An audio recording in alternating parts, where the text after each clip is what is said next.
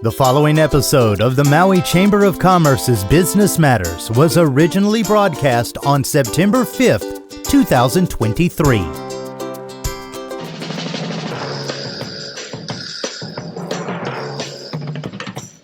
It's time now for Business Matters, brought to you by Mokulele Airlines. Now here's your host, Pam Tumpop. Good morning, Pam. Hey, good morning, Gary. How is it in Wailuku this morning? It's lovely. Well, it's beautiful in Pukalani, too. Good morning, everybody. It's so great to welcome you to the Business Matters radio show sponsored by Mokulele Airlines. I'm your host, Pamela Timpop, president of the Maui Chamber of Commerce. And, of course, Gary at KAOI is our phenomenal tech and producer. So we're pleased to have you with us this morning. Today we're going to learn about SCORE and their work on Maui, and that's SCORE, and we're going to tell you what that stands for. And we're going to speak with Rick Nava about donations for the new fire station in West Maui. And he's going to also share a little bit about the devastation caused by the wildfires on Maui and efforts that are being done to help. But first, we're going to begin with Kat Shepard, who is the Southern California and Hawaii District Director and SCORE Western Region DEI Ambassador. Kat is the president and founder of a marketing and sales and training company that designs, delivers, and provides training to Fortune 500 companies, as well as small businesses. Her projects with companies like AT&T were so successful that her contract expanded throughout the United States. She has a unique style of mentoring and training that's hands-on and interactive and includes actionable activities that are goal-oriented and geared to help grow business. She has served and traveled as an aeromedical evacuation trainer in the United States Air Force. She currently serves as the Southern California and Hawaii District Director and SCORE Western Region DEI Ambassador. So aloha and welcome, Kat, to the show. We're so glad to have you. I am glad to be here. Thank you for having me. You are very welcome. Now, I just have a question. What does DEI stand for? You're the DEI ambassador. Well, diversity, equity, and inclusion, of course, that's very important to me, that we make sure that things are available for everybody, people who are underserved and may not have the opportunity to get access to things like starting a business. And I say this personally because my personal mission is to make sure that people have food and shelter. That's my personal mission. So DEI, from this aspect of SCORE, maybe people don't know, but there's two ways to actually have wealth. One of the main two ways is home ownership and owning a business. And so I grew up not having, and I found a way that makes sure that people can get access to things, and I found that DEI was a big way to get diversity, equity, and inclusion. And I want to make sure to actually provide that. And I'll talk a little bit more about that, but I could go on about that. Well, no, that's very important. And, you know, we recently had, of course, President Biden is making great strides in that arena. And we recently had a conference through the SBA about that here in Hawaii, even to the point where it wasn't Native Hawaiians, Pacific Islanders, and others. So they're working to, you know, break out others. And we all understand, you know, nowadays, too, also in the healthcare arena, how important it is that we have this. And equity and, you know, diversity, equity, inclusion is something that, you know, we're really doing a better job, but there's so much more we need to do. So I'd love to hear more about that. Yeah, there's a lot that can be done, and anything that I can do, you know, being a woman of color, I would like to make sure that I make sure everybody can actually access anything we can, you know, give them access to. That is so important, and I'm glad that you are on the boots on the ground here with us doing that and helping us with that. You have also taught e-commerce classes at a university level, and you're coming to Maui in October, and we're going to be working together with you and also with the Small Business Development Center to help businesses pivot. Tell us more about how people can expect to learn from these, you know, what they can expect to learn from these classes, and how it will help them quickly pivot and start, as you said, put money in their pockets. Oh, yeah. Baby needs a new pair of shoes, and I believe in that. Well, I teach at the University of Riverside. I've been teaching there since years. I don't want to date myself, but I'm old, but I know what I'm doing. So we are having some e-commerce classes, and the reason that we designed these classes with me and, of course, Aleem, who's the chapter chair in Oahu. We wanted to make sure that people had a chance to pivot if they need to pivot. If they're unemployed and they want to start a business, or if they're in business and they're struggling, they want to take a business online. Because if you have an online business, your marketplace could basically be the world. Right. So we are designing a class that helps you to identify how to select platforms, online platforms, the best online platforms, and what's available and how to use them. How to actually create an online store, whether you have products or not. Because a lot of people know you don't have to have products. There's a lot of places where you can buy a product and then resell it. Brand new stuff, of course. So whether you have your own product to sell, whether you find a product to sell online, or whether you sell intellectual property, like a lot of people know things and they sell the information that's in their brain. So we will show you how to sell and start up an online e-commerce store and actually start selling. This class is going to be in person and online, a combination thereof, and it's going to be recorded so people can have an opportunity to pivot and change and control their lives. Well, we are so thrilled about this, and I love that you're talking about you don't have to have products. If you do, this is going to be such a great avenue. If you've already got a website, it'll really help take your website to a new level and to look at the things that maybe you haven't considered before. And then if you, like you said, no products, no problem. There's so many ways to learn how to sell other people's products and make a margin. And if you're, used to selling to retailers, right? Many people who have products sell to somebody else and they mark it up. And that's a new way that you can do business. And the IP side, has been growing exponentially over the last few years with people teaching people how to start up specific types of businesses, doing some different kinds of coaching. The knowledge base of people selling memberships into their services and training is really phenomenal. Absolutely. And, a lot of people talk about, artificial intelligence and things like that. But with that, even with that, intellectual property can become something that you can sell because now it's like you have your own personal assistant to help you with the development process. Of course, you shouldn't trust AI on its own. But if you have some information already, you can actually say, okay, help me with this AI personal assistant. They'll help you develop, and then, of course, you can package it and sell it. So there's a lot that can be done and a lot of systems that is out there. This is the best time right now to actually create your own business and move forward with it, especially in e-commerce. Yeah, there's so much great opportunity there. And for an island so dependent on our visitor economy, with so many of our little shops in Lahaina town devastated, this is going to be a great avenue to help people move forward quickly when they're ready. And when they're ready, said, and it's that's recorded. This is again, the classes will be recorded because when people aren't ready, it's okay. I could tell you my personal mission and why I do this is because I grew up very, very poor. Very, very poor means I had to string the water hose across the street from my neighbor's yard to have running water. We didn't have food and we didn't have water a lot of times. That's probably why I'm greedy now, but that's a whole other point, right? But I could tell you, in coming from that point, I want people to be empowered. So anything I do, anything I'm involved in, any corporation or volunteer work I'm involved in, my whole purpose is to empower people. And so when they're ready, these classes will be there for them recorded. If they're ready, when we come, they can actually take the class. And the whole point is this class is at no cost to them. There's nothing they have to ever pay back. But what they will be empowered to do is have that information. They talk about knowledge being power. And every time I teach a class, whether I teach it for corporate America, whether I teach it at the university, I start my class off with, I don't know why you came here, but now what we're going to do is empower you. Your boss may have paid for this class when I teach and I charge for it. Or if I'm teaching at university, you may pay for this class, but no matter what, you own this information now. It's yours. And this makes you more valuable and more powerful.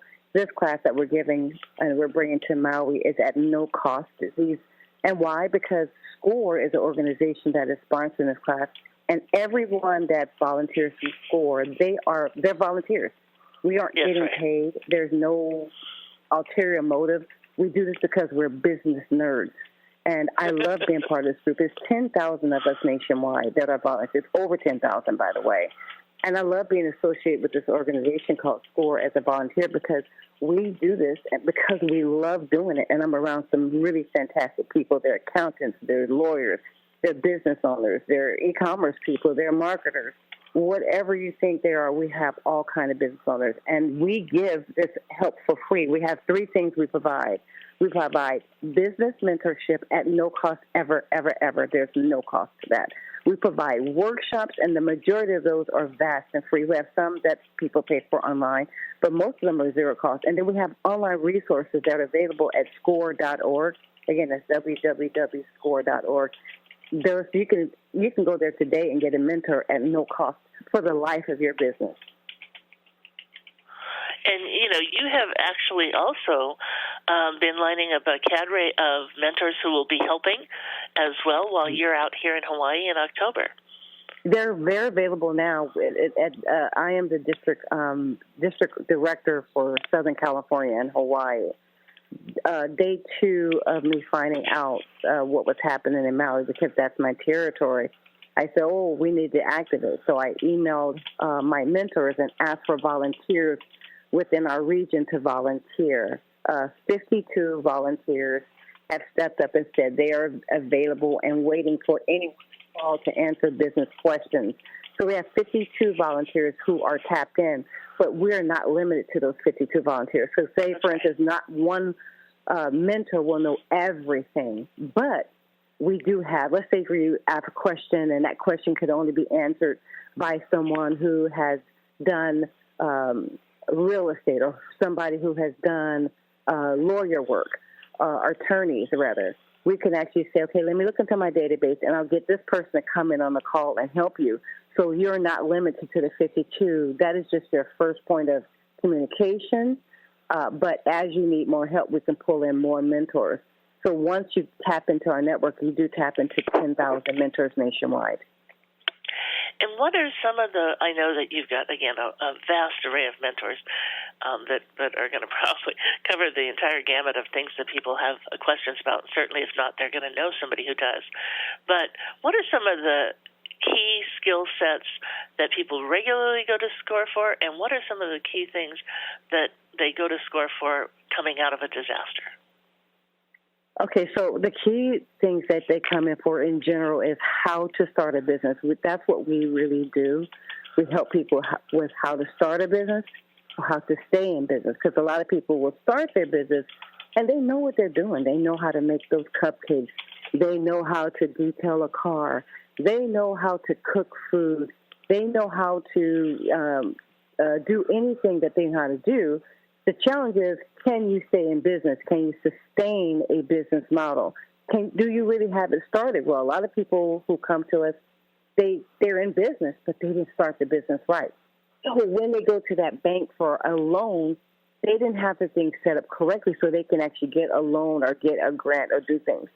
So we will help people who are in business, start a business rather, or people to stay in business. A lot of times people come to us because they know what they're doing, but they don't know how to market. You may have a person who owns a dental office, or a person who owns a food truck, or a person who knows how to cook, but they don't really know how to take that to the next level. So what we do is we help up-level their business. Wherever they are, we try to take them to the next level. There's so many ways, but I can tell you mainly start in a disaster like this wildfire that you guys have had there in Maui, and God bless all the people who are going through that. My heart just goes out to everyone there. But when this kind of thing happens, some people end up unemployed, so they start a business.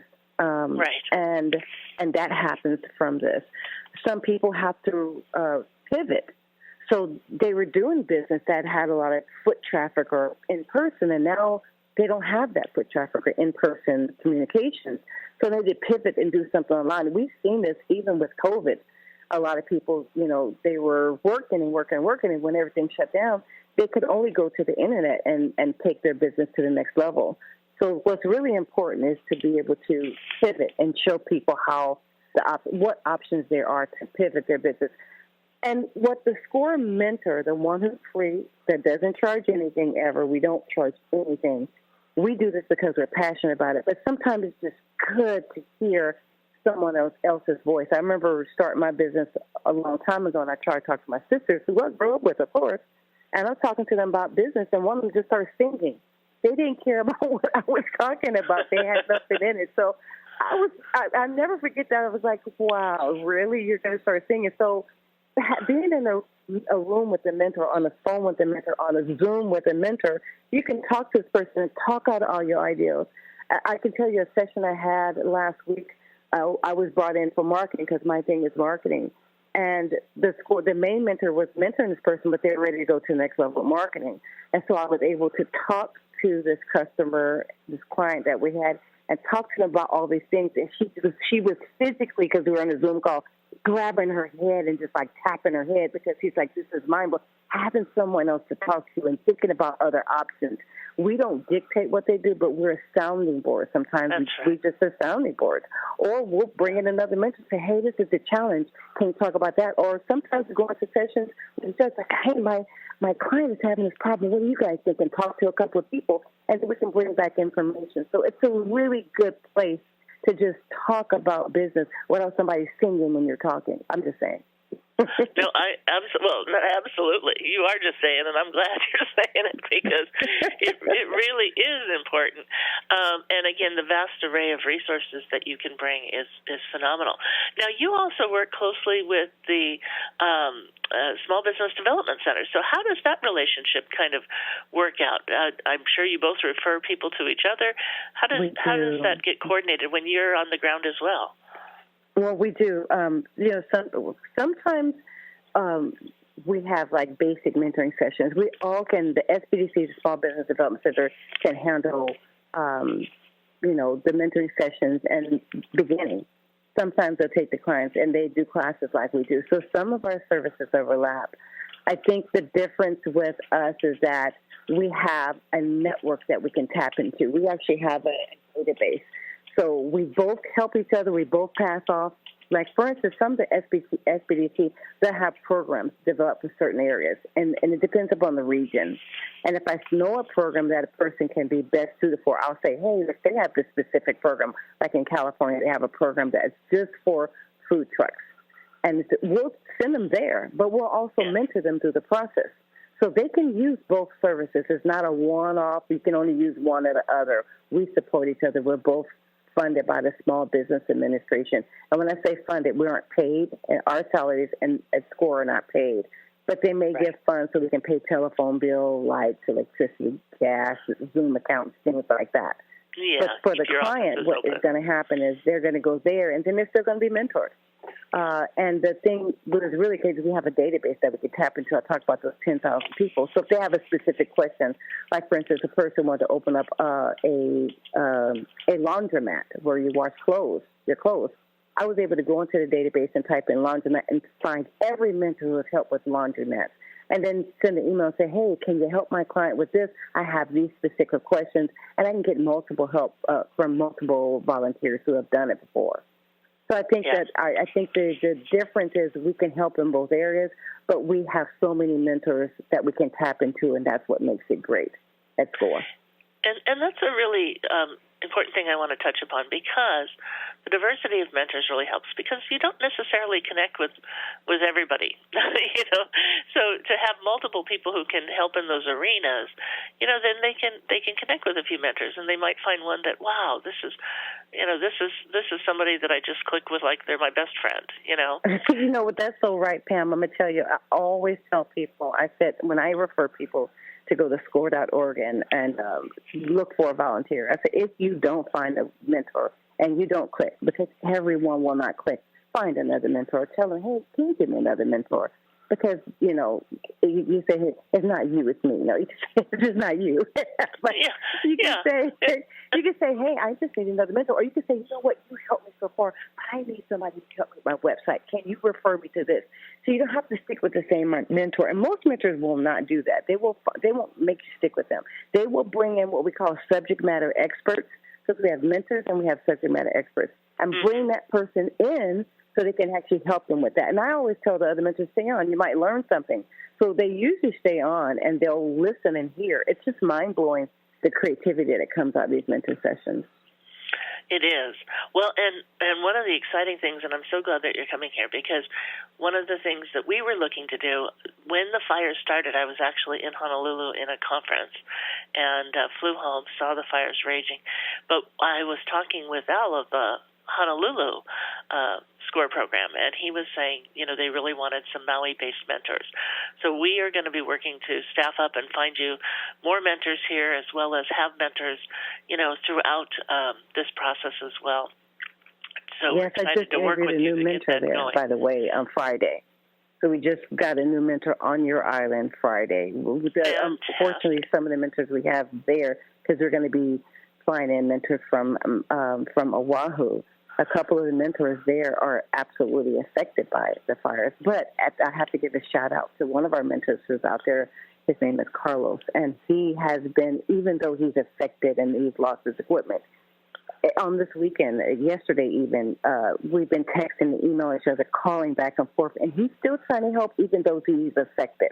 He can't mentor right now, but he's doing things like picking up at FedEx and dropping off cards, and he's going to pass on the information for where we can actually distribute more flyers and more information so people can actually have access. I want to give a shout-out to Carlos Lamos, one of our mentors there, and Nico also, who's been helpful out there. They've been affected because they're on the island, but we have a great SCORE mentor, so I like to give them a shout-out also. I'm glad. No, absolutely. And, that's true of so many, really, who and it's true of our next guest as well.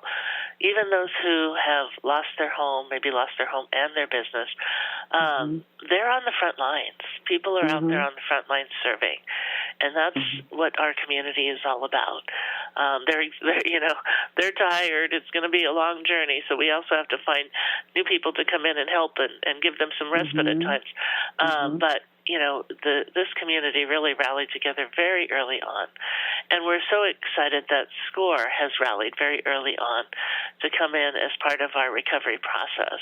Absolutely. You folks are going to be an invaluable part of our team. So thank you so much, Kat. But before we go, I always like to ask one question.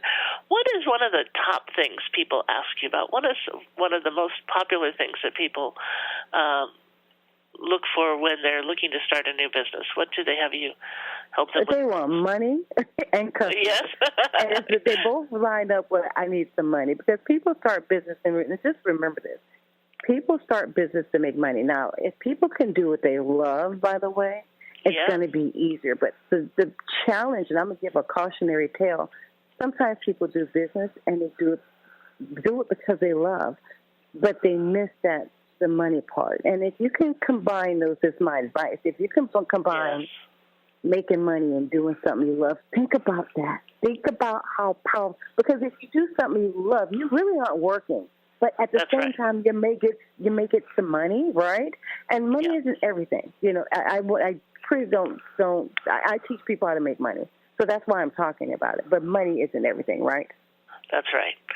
That's right, and I love that you said that, and I was always brought up that way, right? If you do what you love, you never work a day in your life. That's right. Exactly right. There's so many opportunities these days, and so as you're looking to pivot, even somebody asked me to help their daughter with a job, and a friend of mine said, "Oh, well, it's always great when young people just try everything, and then they find what they like really quickly." And I said, "No, right now we want to help them figure it out closer to, before just starting and moving on from this job to that job.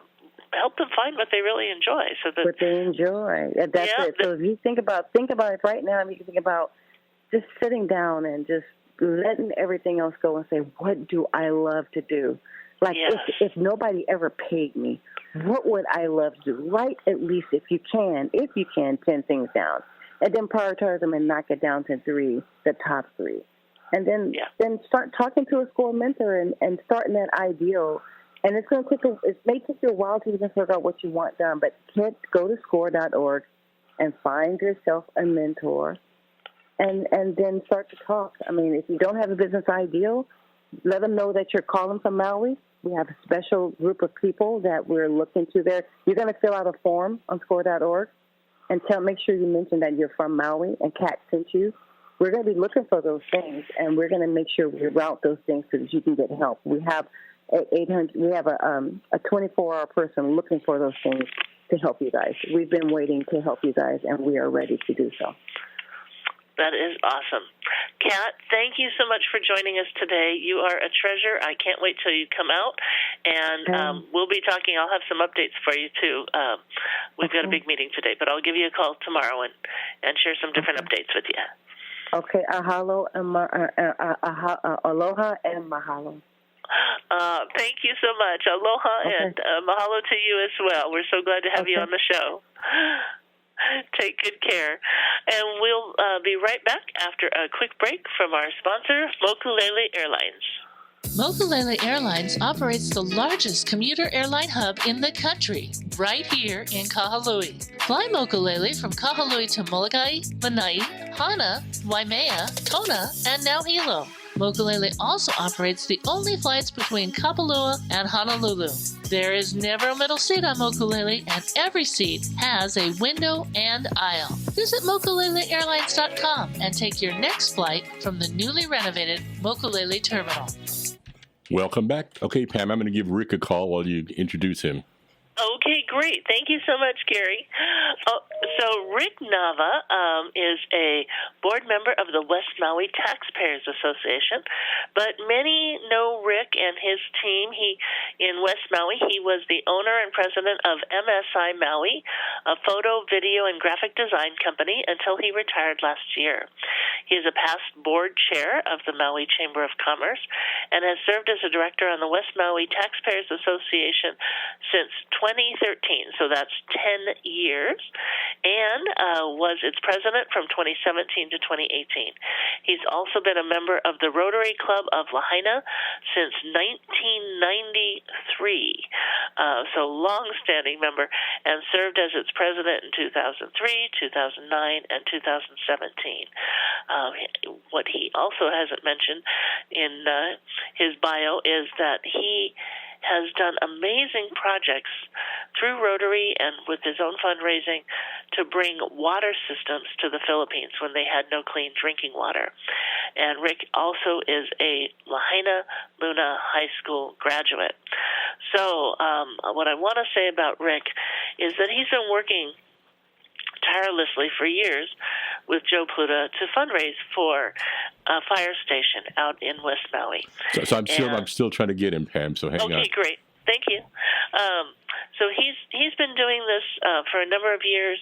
They have on the West Maui Taxpayers Association a fundraiser for the Olowalu Fire Station, and what we're finding is that, unfortunately, it's not an expensive fire station, and we're going to have Rick talk a little bit about that. But the thing is, they've been proposing it for years, hadn't gotten any funding yet, but do have the land that has been donated.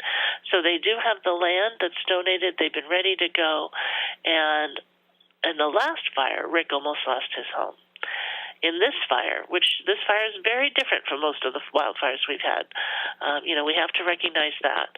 But in this fire, both Joe Pluta, who runs the West Maui Taxpayers Association, and Rick Nava both lost their homes. So they were very passionate before working on fire plans and sharing them with the county and fundraising for the fire station. They are doubling down, of course, because they understand how important the fire station is to this community.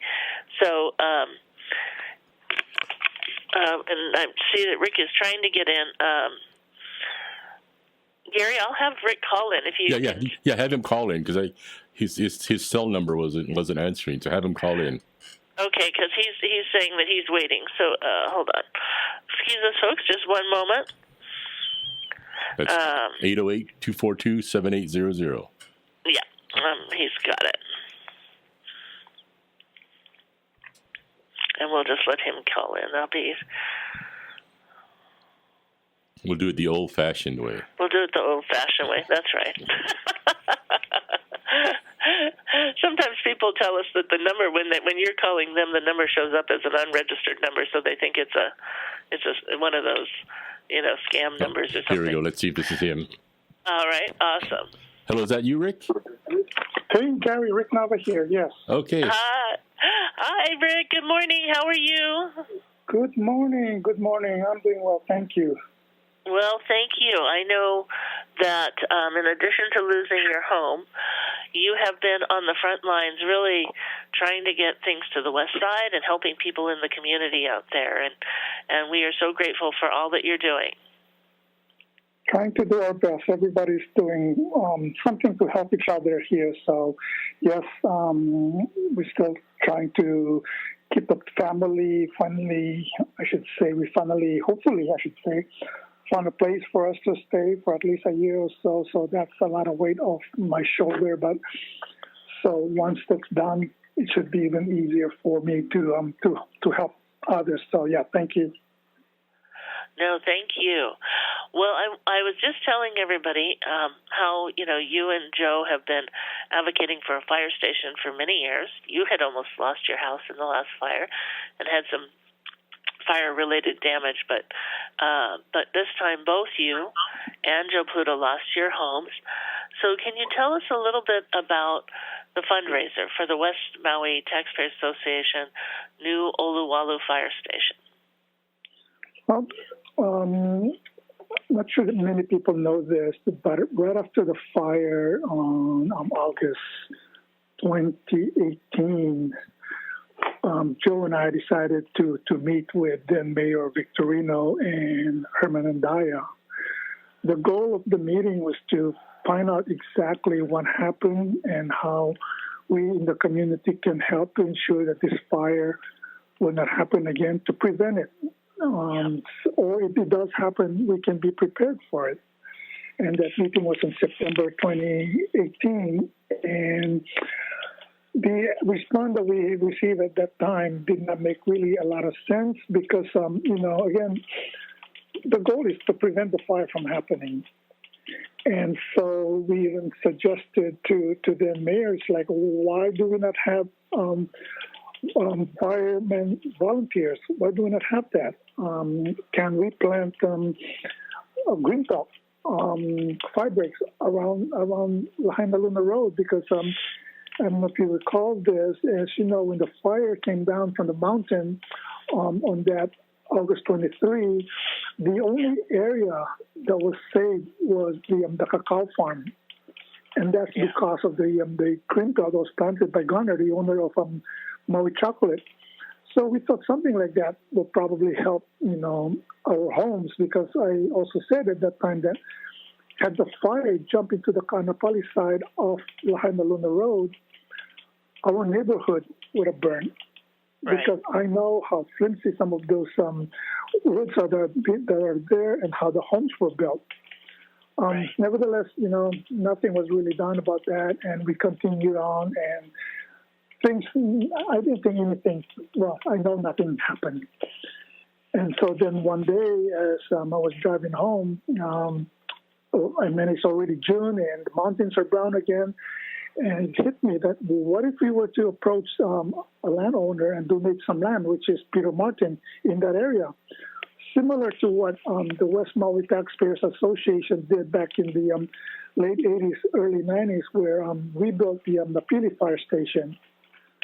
So Joe Pluta and I approached Peter Martin and asked him if he's willing to donate 2 acres of land for a fire station. And basically, he said, well, where do you want it? So, well, wherever you want to donate, we can build a fire station. We'll be responsible in raising the money, similar to what we did within the Pili Fire Station. Our goal at that time was to have this land be presented to the county on the anniversary of the fire as a way to help the county, the community basically, to prevent from what just happened. Right. Unfortunately, as we all know, it takes forever to get paperwork done, so that did not happen. And then when it starts to move forward, COVID hit, so we couldn't do anything until I believe October 23 of last year. We had our first fundraiser for the fire station. And so we were really determined. We were moving really fast. So we had a first fundraiser on October 23rd, another fundraiser on January 7th of this year, and then we also had planned another fundraiser on December 30th because Joe Pluta and I, we're determined to get this fire station. The faster we can get it up there, the better for all of us.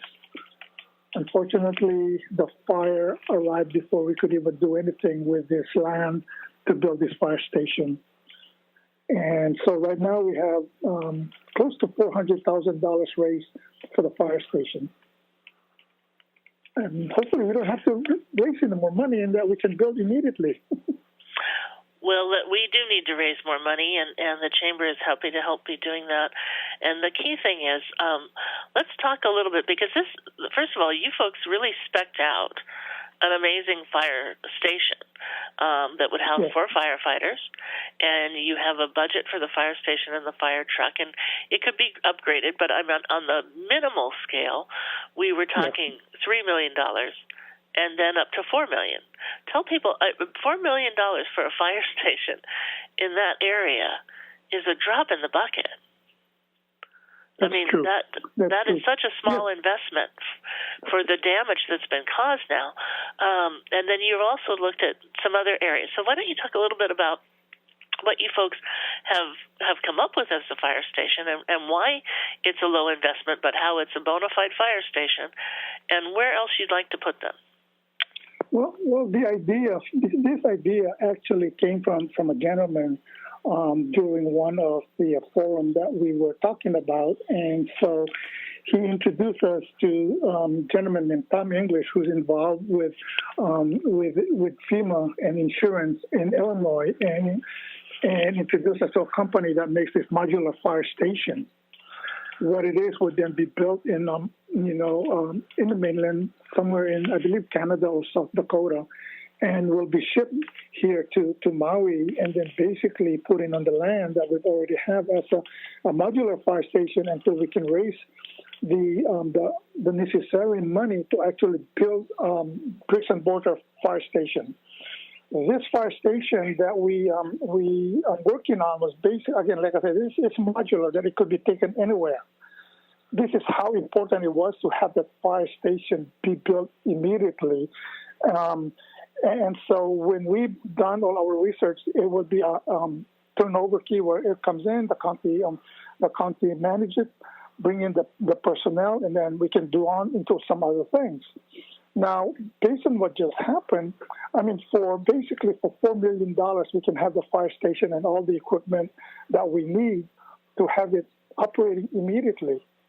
I mean, we could put one. So right now, if I have the way of if I was in charge of putting this together, I would have one right there in Olowalo, one at Lahaina Luna area, one at Malaya, one more in Kihei, in Makawao, Kula, and everywhere else that we need this, because it is that simple to put this together.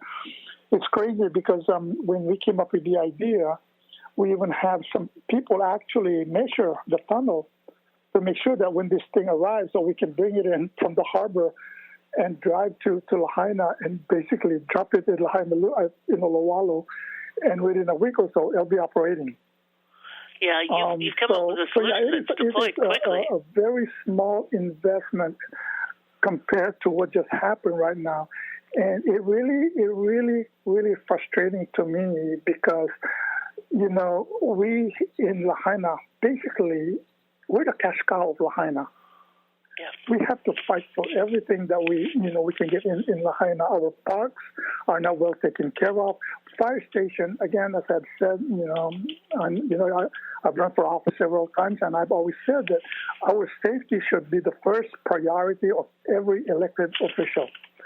Safety, health, and welfare. Yeah. No one look at that. It is so upsetting right now because while we were doing this, our council were looking at saving changing the life because of the seabirds and all that. I mean, I'm also helping the wildlife, but we have people that were begging them for $3 million basically to have this fire station, but we were ignored. Yeah. It breaks my heart, as you know, and we've been continuing to mention it everywhere, and I'm so glad that you've got some great press, too, to help people understand.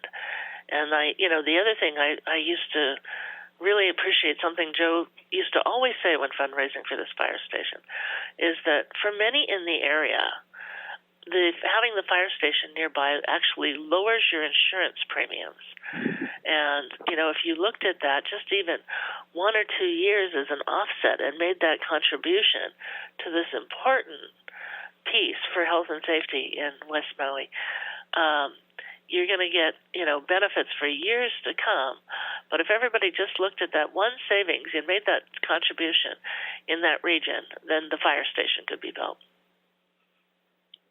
Oh yeah, that's one. And then the other thing actually that I was looking into is that, and I'm not even so sure exactly how this works, but the one thing that we started researching is that what if the emergency management team, the EMT, all these companies with the ambulance would finance this, because then it would have them out there. Because again, if there was an accident at Okumihami, I mean, at least we are right there. The fire station, it's a lot closer for all this ambulance to be coming from Wailuku or coming all the way from Lahaina.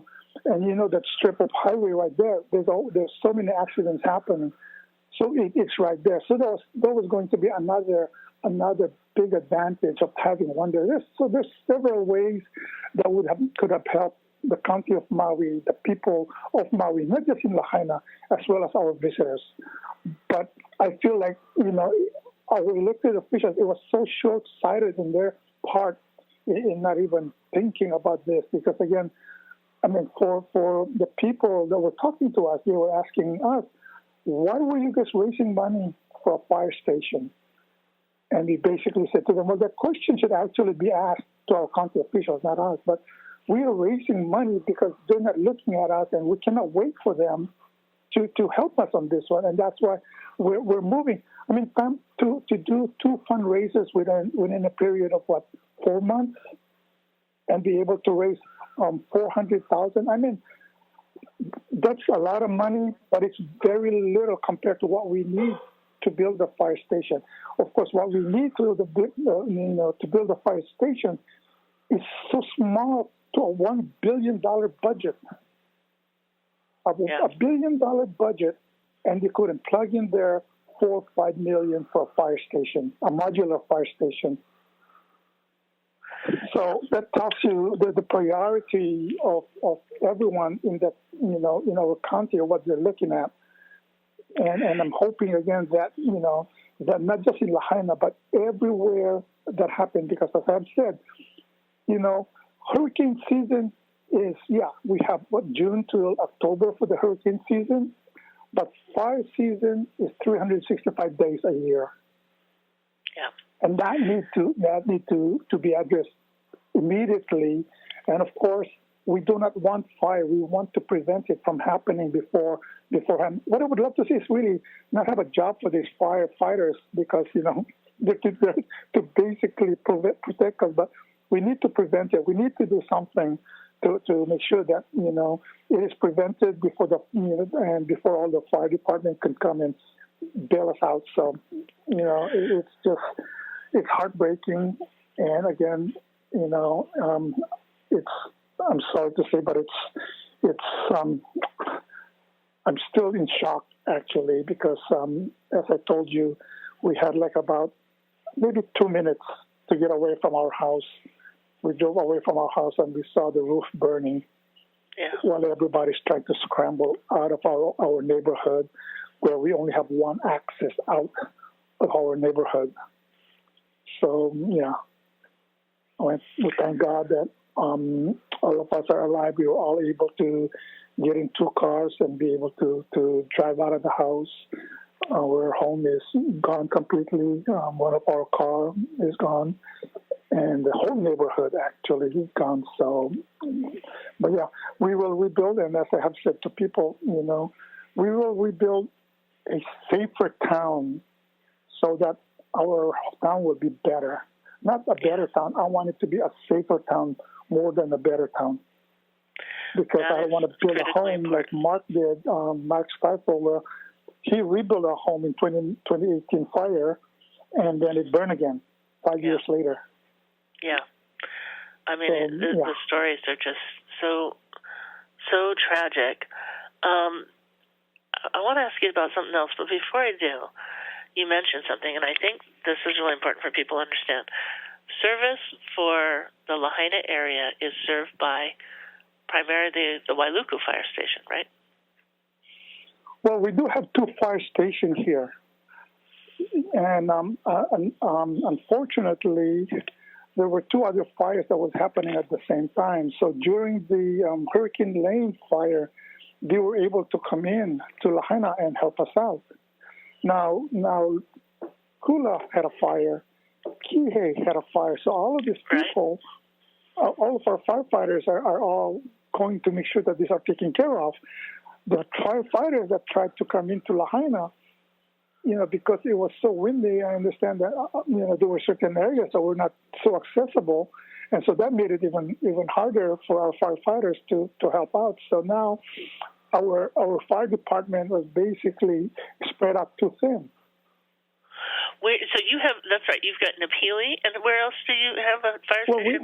Well, we have one in Lahaina, right by the Lahaina Civic Center.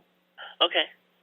And then we have another one at the, in Napili. That's the one that was built by the West Maui Taxpayers Association. Yeah. Yeah, okay. So you had 2, and then you had Wailuku trying to come in and help. Correct. Okay. Correct. Got it. So, but given the vast region there, I know that you've even said Oluwalu, and then, of course, now because of 2 fires now so close to Lahaina Luna, that a station there would be really important. Again, for everybody listening, and we've had a chance to share with some Fortune 500 companies on the mainland, really want to encourage people to help rally money for the Oluwalu Fire Station. You can go to the West Maui Taxpayers website and contribute. We really want to get some donations there now. This is the time. We can't wait any longer. We can't. I mean, while we could talk about a bigger brick and mortar fire station, we could spend years doing design. We could do all these other things. But sometimes you just have to do the thing that staffs it up and gets it done as quickly as possible. And if down the road we want to look at something bigger and expanded, that's great. This is not a fire station on a trailer. You can look on the website. You can see it. It's just a unique building process that's been done other places in the U.S. and done very successfully. So, we want to get everybody to see, contribute, think about what you can give, because as we rebuild, and as Rick just said, right, they already know somebody who lost their entire house, completely rebuilt in 5 years, and it's gone again. We can't keep having this happen. And if we allow it to keep happening, shame on all of us. And then the other thing that maybe a lot of the listeners do not understand is that we have not really increased the staffing in our fire department. From what we understand is that we will be bringing additional firefighters when we have a fire station built. Yeah, and that's so, right. A fire in this magnitude, basically, we were not equipped to take care of this fire.